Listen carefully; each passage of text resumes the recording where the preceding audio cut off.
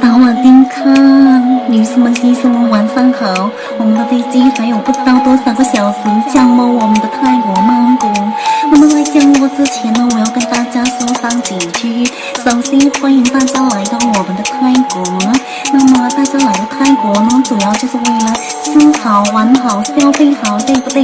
那么在这里的话，我希望大家不要吝啬你们的小费，不要吝啬你们的 money。你们的国家那么的有钱，为我们这些小国家做一点贡献也是非常应该的，对不对？那么如果大家在这里不消费的话，那么对不起，我们的飞机就不要降落了，我们原路返回好不好？